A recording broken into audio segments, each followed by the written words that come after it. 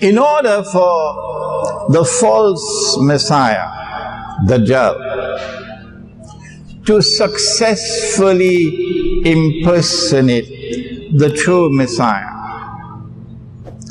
he must rule the world from Jerusalem, from his state of Israel, which must be the ruling state in the world.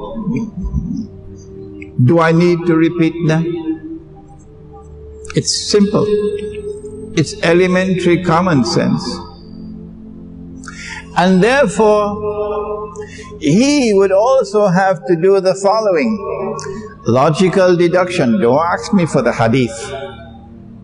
Number one, the Holy Land is under Muslim rule. From the Jewish perspective, it is occupied by the Muslims.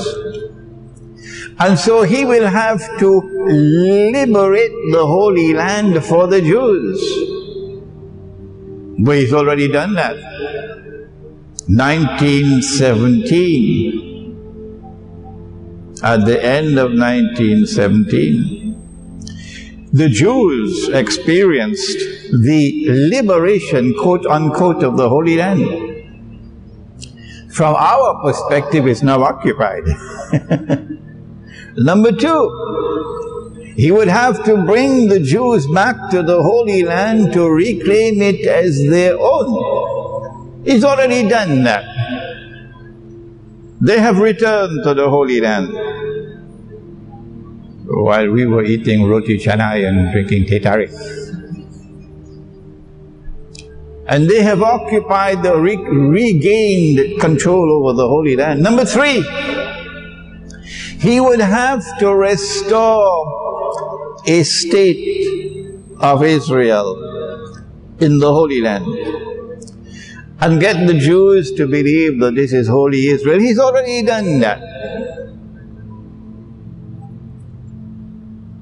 This state of Israel came into being thanks to the United Nations organization, created by a mysterious European Jewish-Christian alliance, and we'll have more to talk about that in a moment.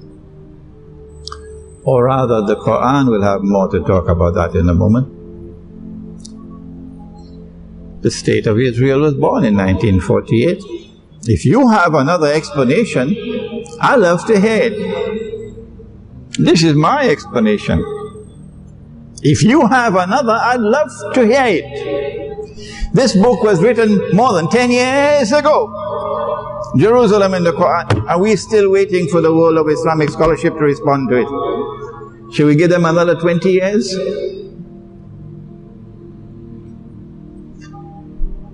The State of Israel has grown in power thanks to the United Nations Security Council and to endless American vetoes in the Security Council. The State of Israel is now a nuclear-armed state, thermonuclear-armed state. The State of Israel is now poised to replace the United States of America as the next ruling state in the world, while Islamic scholarship is still eating roti canai and drinking teh tarik. It should not be long. If the attack takes place on Iran, you will see the events which will follow, like a script. What is the explanation for these events which have already unfolded in the world? Who brought the Jews back to the Holy Land? Which town is it that Allah is speaking about?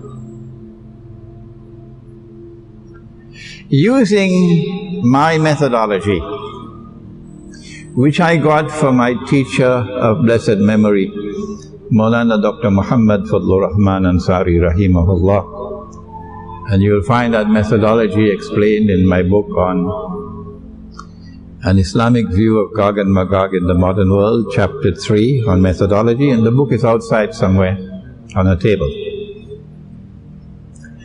I came to the conclusion while I was in New York that the town is Jerusalem. Having come to that conclusion, I then found out that it is also the opinion of my teacher, expressed in a book which was published by Ibrahim Bawani, rahimahullah, in 1958, I believe, on Gog and Magog and Israel. And then I found out that it was also the opinion of Dr. Muhammad Iqbal, in a very famous Urdu couplet of his, the town is Jerusalem. And so Allah speaks about Jerusalem, and He says He has destroyed it and expelled the Jews and broke them up into bits and pieces and placed a ban on them that they can never return until Gog and Magog are released.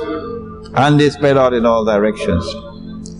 2,000 years after they were expelled, the Jews are back in the Holy Land. Is it possible that the Quran is silent on this? Is it possible that there is no explanation in the Quran of the return of the Jews to the Holy Land 2,000 years after they were expelled? Is it possible that there is no explanation in the Quran and Hadith about the restoration of a state of Israel in the Holy Land? Is it possible that there is nothing we have in Islam that will explain the growth of Israel to a super state poised to rule the world? Is it possible that the Quran and Hadith is silent? My answer is no. My Salafi brothers, and they are my brothers, and I am not with boxing gloves on. Look at my hands, they are no boxing gloves.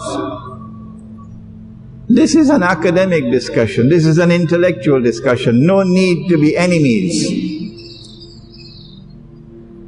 Salafi Islamic scholarship insists with adamant insistence that only Allah and His Messenger and the Aslaf can interpret the Quran and the Ahadith. And if they have not identified the town as Jerusalem, no one can do it. No one can do it. I'm not going to argue. I'm going to leave them where they are and move on. Move on, because this methodology is explaining the world today, the reality of the world today, and mankind is recognizing that. We say that this is the work of Dajjal, and that when Israel becomes the ruling state in the world tomorrow, replacing the United States, then a man is going to emerge in Jerusalem. Nabi Muhammad ﷺ described that man to us 1400 years ago. He would be a Jew, born of Jewish parents. He would be a young man. So the young are going to rule the world tomorrow. He will be powerfully built. He would have curly hair. And in Jerusalem he is going to declare, I am the Messiah. And all of these that we are now witnessing are events which are unfolding, which will allow him to stand up in Jerusalem, ruling over an Israel which will be the ruling state in the world, which is around the corner, and declaring that I am the Messiah. And when he does that, the Zionists will accept him as the Messiah. But what about those who insist that only Allah and His Messenger and the Aslaf, only they can interpret? They will say, but no, you cannot be the Messiah, you cannot be Dajjal. He is Dajjal. But they'll say, you cannot be Dajjal. Why? Because you are seeing with two eyes. And our Prophet said that Dajjal will see with one eye. He'll be blind in the right eye. He'll look like a bulging rib. So you cannot be Dajjal. I urge you to read the chapter, my book entitled Suratul Kahf and the Modern Age, because Suratul Kahf is the surah of Akhir Zaman. But you cannot study Suratul Kahf with one eye, you got to study with two. You cannot be Dajjal because Dajjal is going to ride on a donkey. The donkey will travel as fast as the clouds. The donkey will have his ears stretched out wide. Where is your flying donkey? Unless we see your flying donkey, we will not recognize you as Dajjal. I can go on with many more. You know there are hadiths I can quote. But we will say this is Dajjal.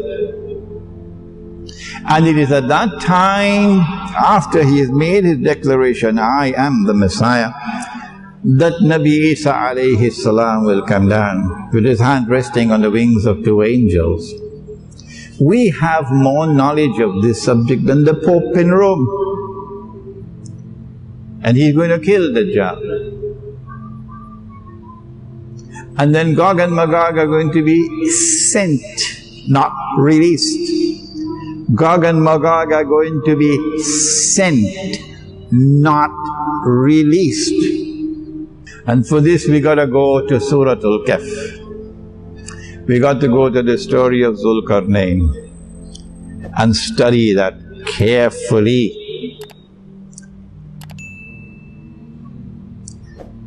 At that time the Holy Land is going to be liberated. At that time Muslims are going to liberate it.